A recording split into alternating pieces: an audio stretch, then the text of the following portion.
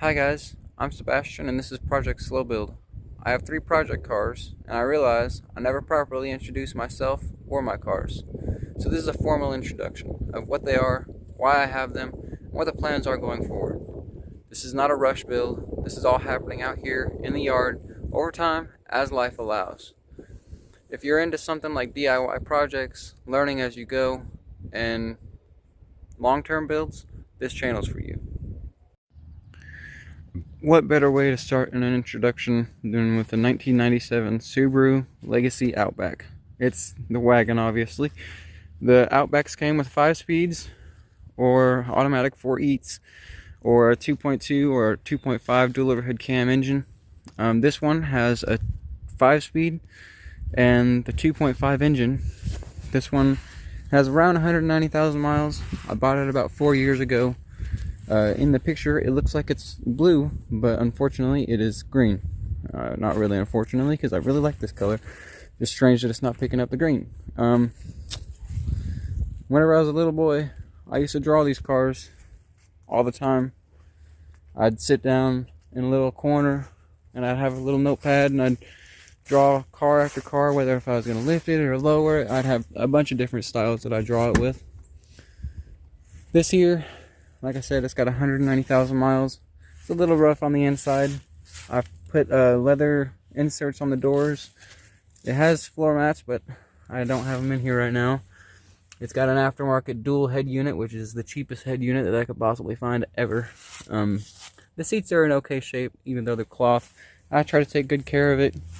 You know how Subarus are. They eat through oil, especially at this mileage. It's never had a head gasket change or anything of that sort that I'm aware of.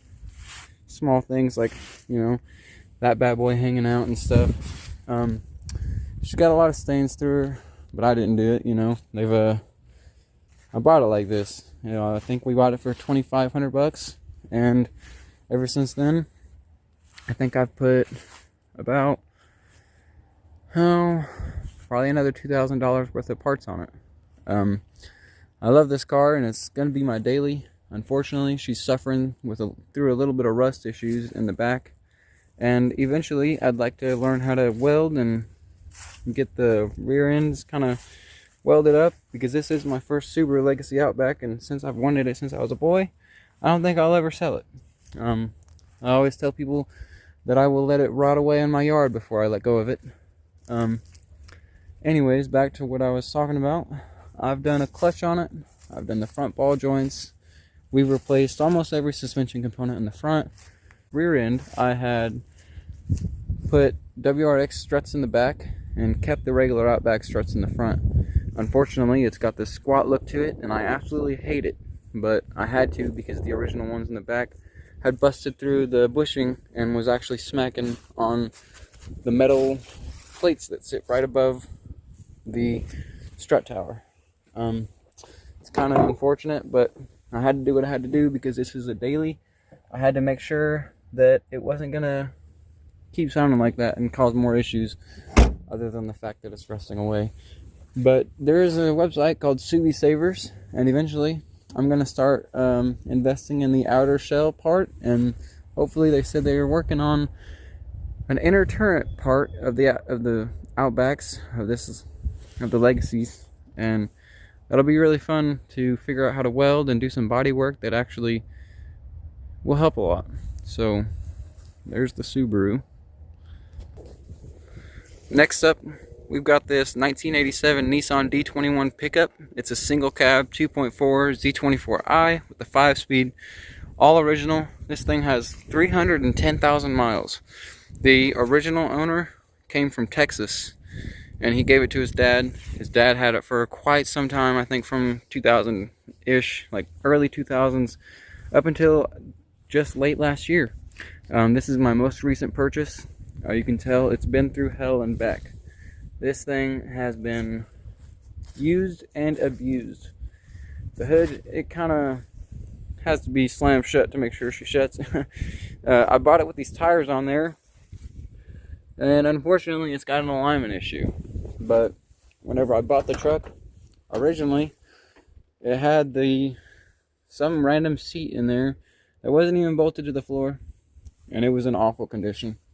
So I decided maybe I should find another seat, and I found, lucky me, whenever I was looking for another seat, there was a guy down the street who had actually just laid out this seat on the side of the road.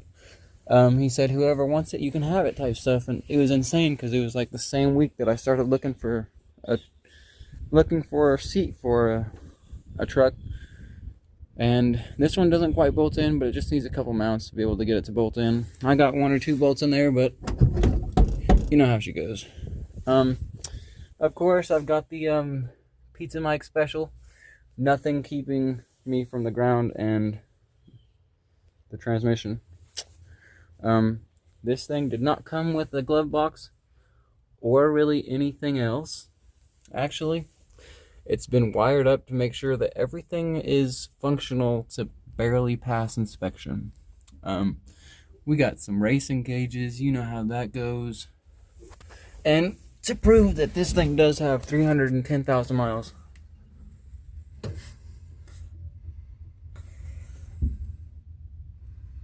$314,762. Got that glued down speedometer, you know, for racing activities. You know, in case if we go so fast it blows the needle off. But I bought this truck specifically because I was looking underneath it.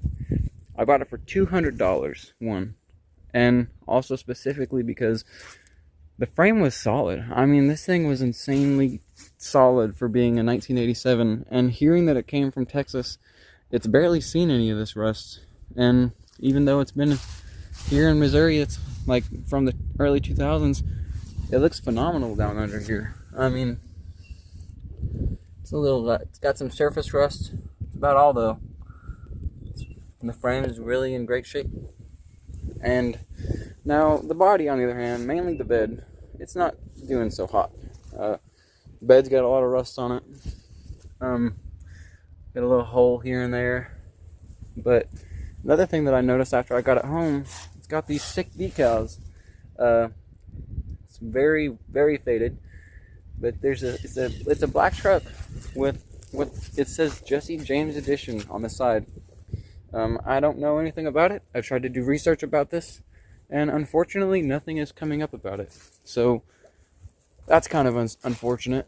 The guy was selling it because it has a real nasty knock coming from the engine whenever you're driving, but it doesn't not run and drive, so that's a plus. Another thing, I came up to it whenever I first went to buy it. He's like, "Can you open up the door?" And I'm over here pulling it. I'm over here tugging it, and I'm like, I don't know how the heck to open up the door. This old man comes over. He just pushes it down. Nope, now I can't get it. There we go. Pushes it down just like that. That's how you get into this sumbitch. I mean, this is as analog as it gets. I mean, this is for that contraption. We got some clamps for safety. These right here are my turn signals. We got a fuel pump turn on switch. This is to turn on all the lights on the gauges. Hold this button to get her started. Should be mint. I mean, obviously you have to have the key in there. But anyways, it's not a bad looking truck. Got a lot of miles, but you know, I for some reason I see potential in cars that are super cheap, have a lot of problems, but have this many miles. Honestly, one of these days I'd like to have this thing fully restored and back in operating temperature and operating condition. And I saved the best for last. This is my 1994 Dodge Stealth. This thing is my baby. I bought it whenever I was 17. This was originally my first car. Whenever I bought it, it was in a lot better condition than this, I'll be honest. But this window has always been off track ever since I bought it. I bought it in Colorado Springs whenever I lived up there. And the guy who I bought it from, he seemed like a pretty cool dude. He kind of knew a little bit about it. They said they had bought it from an auction and they was hoping to fix it up. They had a head gasket failure whenever the guy bought it. And turns out it did need a new engine because the engine itself had been warped so bad, the block was messed up real bad. And after that, I just had to search for another engine for it. I wound up going with a donor engine, basically, from another 94 Dodge Stealth. We bought it from, I think it was Nebraska. Went up there because the guy didn't even have headlights for it. Actually, it was actually really funny. He didn't have the headlights or the taillights for it because obviously, you know, people whenever they go to part out a car or part out one of these Stealths, especially the 94, I think, and 95, they had these glass headlights, which are actually really expensive all in themselves.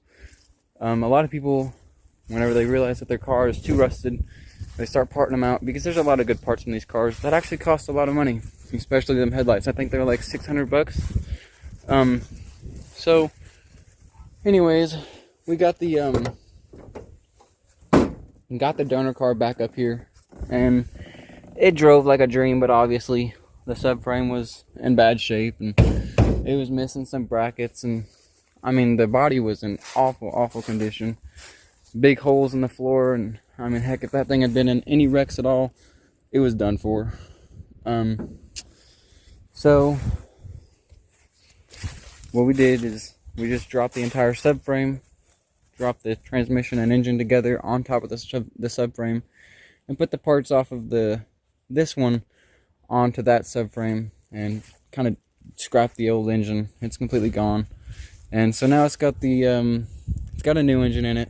The engine that we put in it actually had 130,000 miles compared to what this one has. I think this has 240,000, 241,089 miles. Yeah, I mean, I've loved this car ever since I got it, and I'm always gonna love it. I'm also never gonna let go of this car. This was my first car. My mom bought it for me whenever I was 17, and it's just kind of been one of my dream cars ever since I found it.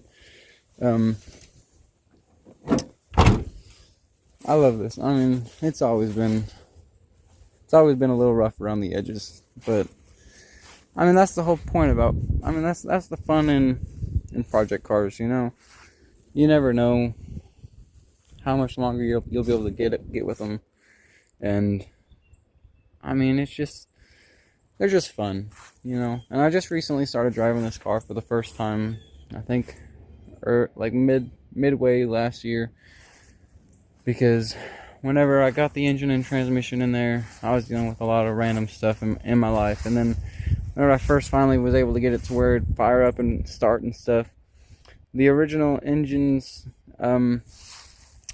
clutch actually was cooked. The clutch was cooked.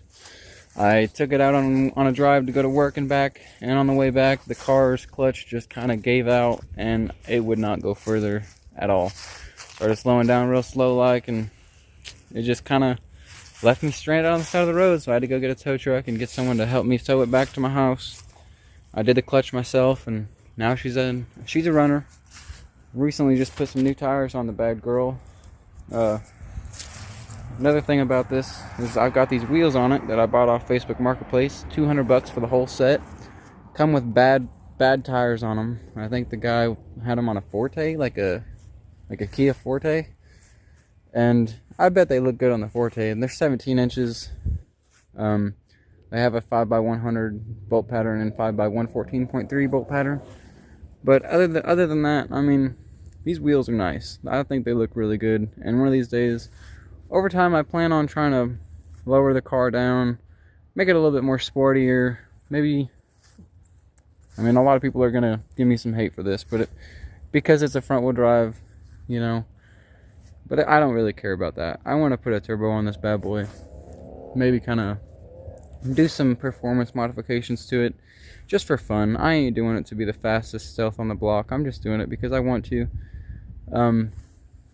And that's all my cars. I mean, obviously I didn't cover all the things that I wanted to cover there, but that's the gist of them.